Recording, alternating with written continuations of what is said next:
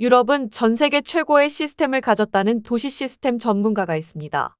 하지만 한국 앞에서 꺾였습니다. 국제 포럼에서 자신의 편견을 공개적으로 고백하고 한국 시스템의 위대함을 역설하기까지 했다는데요. 과연 이 오만했던 전문가가 한국의 어떤 시스템을 경험했기에 이토록 극적인 변화를 보인 걸까요? 안녕하세요. 제 이름은 루카스입니다. 저는 독일 프랑크푸르트에서 스마트 도시 시스템 설계 컨설턴트로 일하고 있어요. 제 전문 분야에 대한 자부심은 하늘을 찌른다고 할 수 있죠. 독일 특유의 정밀함, 체계적인 접근, 그리고 수백 년간 축적된 도시 공학의 데이터는 그 누구도 쉽게 넘볼 수 없는 저희만의 강점이라 믿어 의심치 않았습니다. 그런 자부심을 늘 가슴에 품고 살았어요. 어느 날 아시아 스마트시티 포럼 준비위원회의 파트너사인 저희 회사로 한국의 스마트 도시 운영 현황 및 발전 모델에 대한 심층 분석 프로젝트 의뢰가 들어왔습니다. 대상지는 서울과 부산이었죠. 솔직히 처음 제안을 받았을 때 저는 속으로 코웃음을 쳤습니다. 아시아의 스마트시티라면 의뢰 싱가포르나 도쿄를 떠올렸지 한국이라니요. 제 머릿속 한국은 K-팝이나 드라마, 빠르게 발전하는 IT 기기 정도의 이미지뿐이었습니다. 도시 전체를 유기적으로 연결하고 시민의 삶의 질을 향상시키는 복잡한 시스템. 공학 분야에서 과연 독일의 아성을 넘볼 수 있을까 하는 생각이 강하게 들었죠. 빨리빨리 문화가 전부일 것 같은 그곳에서 얼마나 깊이 있는 고민과 철학이 담긴 시스템을 구축했을지 의문이었습니다. 아마도 보여주기식 첨단 기술의 나열에 그치지 않았을까 그런 짐작을 했어요. 독일처럼 수십 년 길게는 100년 이상을 내다보는 도시 계획의 역사와 비교하며 한국 시스템의 허점과 단기적인 성과주의의 폐해를 정확히 지적해낼 수 있을 거라는 어찌 보면 다소 오만한 자신감마저 들었습니다. 그래서 저는 평소보다 더 많은 분석 도구와 측정 장비를 챙겼죠. 한국의 스마트 도시 시스템이 얼마나 피상적인지 그 화려함 뒤에 숨겨진 비효율과 미숙함을 낱낱이 파헤쳐 보고서에 담아낼 생각이었습니다. 이런 마음으로 한국행을 결정한 거예요. 약간의 조소와 냉정한 전문가적 호기심을 안고 저는 인천행 비행기에 몸을 실었습니다. 제 확고했던 신념이 한국 땅을 밟는 순간부터 산산조각 날 운명이라는 것을 그때 저는 전혀 알지 못했죠. 그저 제 판단이 옳았음을 증명하고 돌아올 생각뿐이었습니다. 새벽녘의 어스름을 가르며 인천국제공항에 도착한 시간은 오전 8시였어요. 피곤함도 잊은 채 저는 매서운 눈으로 공항 내부의 모든 것을 뜯어보기 시작했습니다. 사람들의 동선, 안내 표지판의 가독성, 출입국 절차의 효율성, 공공 와이파이의 속도와 안정성까지 꼼꼼히 살폈죠. 그러나 저의 예상은 입국 심사대에서부터 보기 좋게 빗나갔습니다. 사전 등록 없이도 외국인 자동 출입국 심사가 가능했고 여권 스캔과 지문 인식, 안면 인식까지 모든 과정이 채 5분도 걸리지 않았어요. 정말 놀라웠습니다. 마치 잘 짜인 교향곡처럼 모든 것이 물 흐르듯 진행되는 모습에 순간 당황했지만 이내 감탄으로 바뀌었죠. 로봇이 안내하는 수화물 카트, 다국어 지원이 완벽한 디지털 사인이지. 그리고 무엇보다 인상적이었던 것은 공항 전체에 흐르는 막힘없고 질서정연한 사람들의 움직임이었습니다. 이건 단순한 기술의 집합이 아니라는 생각이 들었어요. 공간, 시간, 인간 행동 패턴에 대한 깊은 이해와 정밀한 계산이 뒷받침된 설계의 결과물임에 틀림없었죠. 서울로 이동하기 위해 공항철도와 KTX를 이용하는 과정은 그야말로 충격의 연속이었습니다. 무인 발권기에서 단 몇 번의 터치로 KTX 예약과 결제, 좌석 지정까지 일사천리로 끝났고 스마트폰 앱은 실시간 열차 정보와 지연 가능성까지 정확하게 알려주더군요. 독일의 도이체반 앱보다 훨씬 직관적이고 사용자 친화적이어서 놀랐어요. 탑승한 KTX 내부는 독일의 ICE와는 또 다른 세련미와 기능성을 자랑했습니다. 특히 고속주행 중임에도 불구하고 소음과 진동이 거의 느껴지지 않는 정숙성은 경이로울 정도였죠. 창밖으로 빠르게 스쳐 지나가는 풍경을 바라보며 저는 내심 놀라지 않을 수 없었습니다. 독일의 IC보다 훨씬 조용하면서도 체감 속도는 더 빠른 듯한 이 경험은 정말이지 예상 밖이었거든요. 제 마음 한구석에서 한국이라는 나라가 제가 멋대로 규정했던 범주를 훨씬 뛰어넘는 곳일지도 모른다는 작은 파문이 일기 시작했습니다. 하지만 애써 고개를 저었죠. 이건 그저 잘 만들어진 껍데기일 뿐 시스템의 본질, 그 운영 철학은 분명 다를 것이라고 스스로를 타이르며 서울로 향했습니다. 아직은 제 오랜 믿음을 쉽게 놓아버리고 싶지 않았던 것 같아요.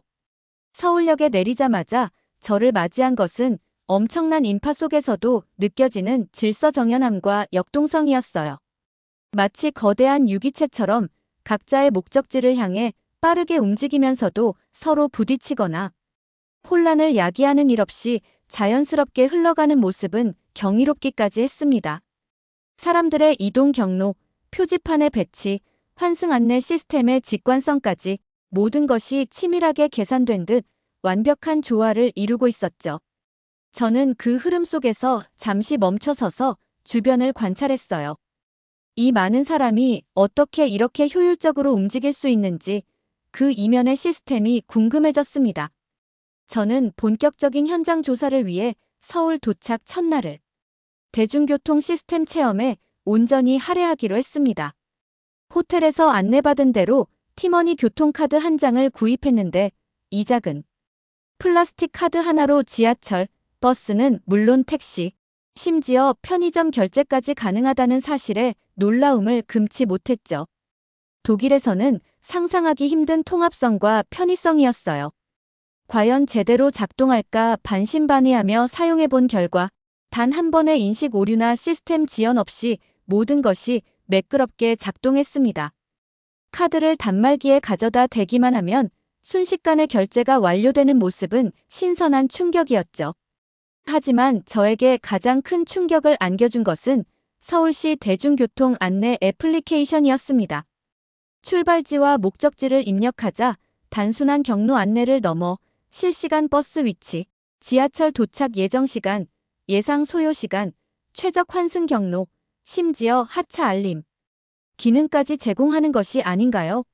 정류장의 전광판에는 제가 탈 버스가 몇 분 후에 도착하는지, 현재 몇 번째 전 정류장을 통과하고 있는지까지 정확하게 표시되었습니다.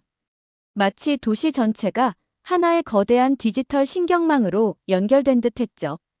저는 일부러 가장 복잡한 출퇴근 시간에 지하철과 버스를 번갈아 이용하며 시스템의 한계를 시험해보려 했지만 촘촘하게 짜인 노선망과 정확한 배차 간격, 그리고 무엇보다 시민들의 질서 있는 이용 태도 앞에서 저의 시도는 무색해졌습니다. 택시를 호출하는 앱 역시 목적지 입력부터 예상 요금 확인, 자동 결제까지 원스톱으로 이루어졌고요.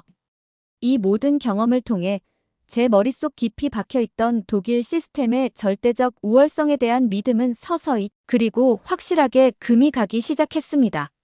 한국의 시스템은 제가 상상했던 빨리빨리 문화의 산물인 조악한 임시 방편이 아니었어요. 오히려 수십 년은 앞서 나가는 듯한 디지털 도시의 정교함과 인간 중심의 효율성이 저를 압도했습니다. 그날 밤 호텔 창밖으로 펼쳐진 서울의 야경을 바라보며 저는 깊은 생각에 잠겼죠. 한국은 제가 알고 있던 세상과는 전혀 다른 차원의 곳이었구나. 라는 생각을 떨쳐버릴 수가 없었습니다. 저의 편견이 얼마나 어리석었는지 깨닫기 시작한 순간이었어요. 서울에서의 경험은 제 오랜 신념 체계를 송두리째 뒤흔들었습니다. 이 놀라운 스마트 도시 시스템이 단기간에 어떻게 이토록 정교하게 구축될 수 있었는지 그 근원적인 동력이 궁금해졌죠.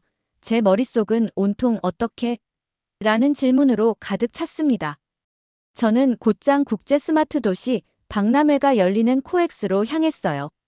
최첨단 기술과 미래 도시의 비전이 펼쳐지는 현란한 부스들 사이에서 저는 우연히 잿더미에서 스마트시티로라는 이름의 작은 특별 전시관을 발견했습니다. 그곳에는 1950년대 한국 전쟁 직후 모든 것이 파괴된 잿더미 속 서울의 모습과 현재의 눈부신 발전상을 비교하는 사진들이 전시되어 있었죠. 처참했던 과거의 모습은 상상 이상이었고 저는 깊은 충격에 휩싸였습니다.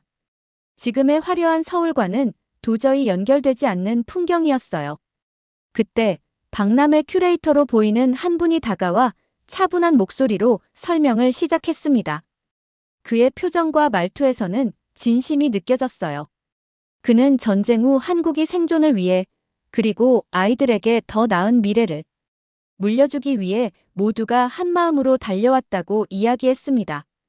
정부, 기업, 시민할 것 없이 모두가 노력했다는 그의 말은 한국의 경이로운 발전에 대한 어느 정도의 이해는 주었지만 그 시스템적 완성도의 비밀에 대한 궁금증은 더욱 커져만 갔죠. 이후 국토교통부의 협조를 얻어 서울시 교통정보센터를 방문했을 때 저는 거대한 스크린, 월에 실시간으로 표출되는 도시 교통 데이터와 이를 분석하고 통제하는 지능형 교통 시스템의 규모에 압도당했습니다. 현장을 안내한 팀장님은 이 복잡한 시스템이 불과 10수년 만에 안정화되었다는 사실을 알려주며 기술은 도구일 뿐 중요한 것은 이 시스템을 만들고 운영하는 사람들의 의지와 협력이라고 강조했어요.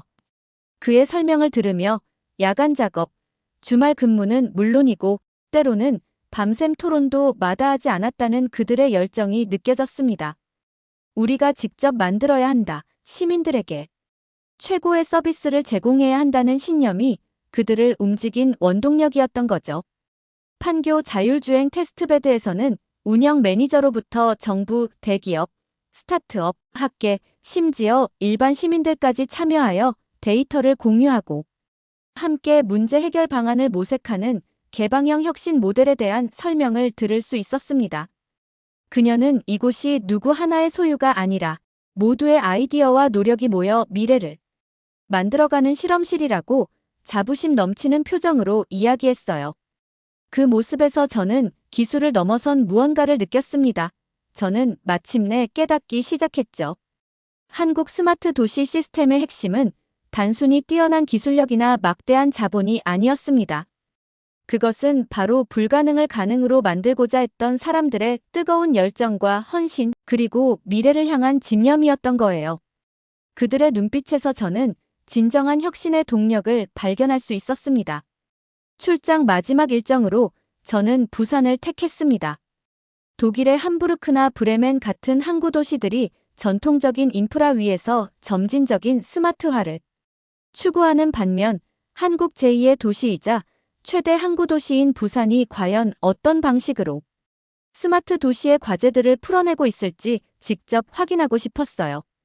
제 머릿속에는 서울과는 또 다른 도전 과제들이 있을 텐데 부산은 어떻게 극복하고 있을까 하는 궁금증이 가득했습니다. 부산역에 도착하자 서울과는 또 다른 활기와 역동성이 저를 감쌌습니다. 서울이 정교하게 계획된 직선과 격자의 도시라면 부산은 가파른 산과 구불구불한 해안선을 따라 자연스럽게 형성된 곡선과 생동감 넘치는 도시였죠. 숙소로 이동하기 위해 탑승한 시티투어 버스의 운전기사님은 구수한 사투리로 부산의 역사와 문화를 설명해 주었습니다. 그의 설명은 마치 살아있는 역사책을 읽는 듯 생생했어요.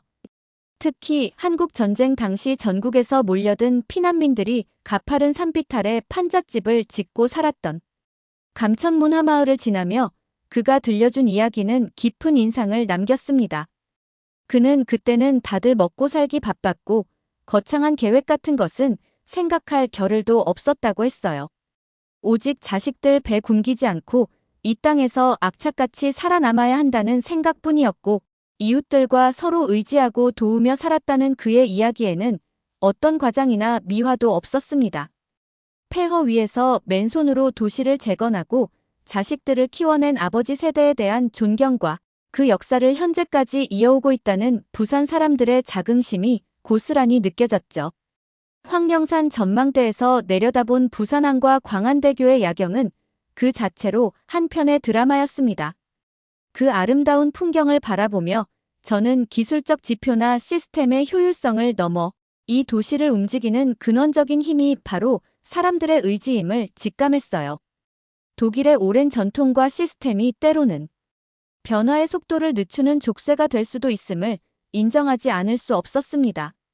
한국은 과거의 전통에 얽매이기보다는 끊임없는 도전과 시행착오를 통해 실용적인 해법을 찾아 빠르게 미래로 나아가는 나라라는 생각이 들었죠. 며칠 후 싱가포르에서 열린 아시아 스마트 시티 포럼에서 독일 대표로 발표할 기회가 주어졌습니다. 무대에 오르기 전 저는 복잡한 심경이었어요. 그동안 제가 가졌던 오만과 편견, 그리고 한국에서 직접 경험한 놀라운 현실 사이에서 갈등했습니다. 하지만 저는 솔직해지기로 결심했죠. 저는 발표 서두에 한국 방문 전 가졌던 저의 선입견인 기술은 있을지 몰라도 시스템적 깊이나 도시 철학은 부족할 것이라는 생각, 빨리빨리 문화가 가져올 피상적인 결과물에 대한 우려를 정직하게 고백했습니다. 그리고 인천공항에서의 첫인상부터 서울의 통합 대중교통 시스템, 실시간 데이터 기반의 도시 운영, 판교의 개방형 혁신, 그리고 부산에서 느꼈던 시민들의 강인한 에너지까지 제가 직접 보고 느낀 한국의 모습을 생생하게 전달했어요. 한국의 스마트 시티는 단순히 기술의 총합이 아니며 그 이면에는 상상을 초월하는 시민들의 헌신과 참여, 그리고 미래를 향한 뜨거운 열망이 있었다고 강조했습니다. 마지막으로 저는 독일 시스템에 대한 자부심이 때로는 타 문화에 대한 이해 부족과 오만으로 이어질 수 있음을 시인하며 이번 한국 방문이 저에게 얼마나 큰 배움과 성찰의 기회가 되었는지 진솔하게 이야기했습니다. 발표가 끝나자 장내는 잠시 침묵이 흘렀지만 이내 뜨거운 박수 소리가 터져 나왔어요. 저는 약간의 부끄러움과 함께 커다란 후련함을 느꼈습니다. 진정한 전문가란 끊임없이 배우고 자신의 오류를 인정할 수 있는 사람이어야 한다는 것을 저는 한국에서 비로소 깨달았던 거예요. 한국에서의 마지막 날, 저는 국토교통부 스마트시티 추진단을 방문했습니다. 그곳에서 만난 젊은 주무관과 담당 공무원들의 모습은 저에게 또 다른 신선한 충격을 안겨주었죠. 그들은 단순한 행정가나 기술 관료가 아니었습니다. 국가의 미래를 설계하고 시민의 삶을 바꾸겠다는 뚜렷한 사명감과 뜨거운 열정으로 가득 차 있었어요. 젊은 주무관은 스마트 시티의 핵심은 기술이 아니라 사람이며 모든 시민이 더 안전하고 더 편리하고 더 행복한 삶을 누릴 수 있도록 하는 것이 그들의 목표라고 단호하게 말했습니다. 그의 눈빛에서 진정성이 느껴졌죠. 퇴근 시간이 훌쩍 넘은 시간에도 사무실에 남아 동료들과 열띤 토론을 벌이던 한 젊은 공무원은 그들의 부모님 세대가 전쟁의 폐허 위에서 이 나라를 일으켜 세웠으며 이제 그들 세대는 그 기반 위에 지속 가능한 미래, 모두가 함께 누리는 스마트한 미래를 건설해야 할 책임이 있다고 했습니다. 그것이 진정한 의미의 선진국으로 나아가는 길이라고 믿는다는 그의 말에는 강한 확신이 담겨 있었어요. 그들의 모습에서 저는 독일의 젊은 세대에게서는 좀처럼 찾아보기 힘든 강한 책임감과 미래에 대한 낙관을 발견했습니다. 우리는 과거의 영광에 안주하려 하고 한국은 끊임없이 미래를 창조하려 하는구나. 라는 생각이 들었죠. 저는 한국이 단순히 시스템이 잘 갖춰진 나라가 아니라 그 시스템을 살아 움직이게 하는 국민들의 강한 의지, 헌신, 그리고 다음 세대를 위한 깊은 책임감이 살아 숨쉬는 나라임을 온몸으로 절감했습니다. 독일로 돌아오는 비행기 안에서 저는 확신에 찬 결론을 내렸습니다. 진정한 선진국이란 단순히 오래된 역사나 경제적 부유함만으로 결정되는 것이 아니구나. 끊임없이 배우고 변화하고 더 나은 미래를 향해 나아가려는 의지. 그것이 바로 핵심이다. 한국은 이미 그런 의미에서 진정한 선진국이다. 내가 틀렸던 것이다. 그리고 정말 부러운 나라다. 라는 생각에 잠겼어요. 귀국 후 프랑크푸르트 공항의 익숙한 풍경 속에서 저는 이전과는 다른 감정을 느꼈습니다. 잘 정돈되어 있지만 어딘가 모르게 정체된 듯한 느낌이었죠. 한국에서 보았던 역동적인 에너지와 미래를 향한 갈망, 그리고 그것을 현실로 만들어가던 젊은 엔지니어들과 공무원들의 헌신적인 모습이 계속해서 떠올랐습니다. 저는 독일 연방교통 및 디지털 인프라부 주최 포럼에서 한국의 스마트시티 사례를 발표하며 기술적인 수치나 화려한 성과보다는 그 속에 담긴 한국인들의 의지와 땀, 그리고 협력의 정신을 강조했어요. 이후 저는 제가 맡은 프로젝트에 한국에서 배운 개념들을 적극적으로 도입하기 시작했습니다. 시민 참여형 데이터 플랫폼 구축, 부서 간 칸막이를 허무는 애자일 방식의 프로젝트 운영 등을 제안했고, 처음에는 회의적이었던 동료들도 점차 그 효과를 인정하기 시작했죠. 지금 저는 인간 중심의 지속 가능한 스마트 커뮤니티라는 새로운 연구 프로젝트를 이끌고 있습니다. 기술과 시스템이 아닌 사람과 공동체, 그리고 미래를 향한 의지가 도시를 어떻게 변화시킬 수 있는지 증명해 보이고 싶어요. 한국과의 교류는 여전히 이어지고 있으며 저는 전쟁의 폐허를 딛고 일어나 끊임없이 혁신하며 세계를 놀라게 하는 한국의 이야기야말로 모든 나라가 배워야 할 진정한 미래의 모습이라고 굳게 믿고 있습니다.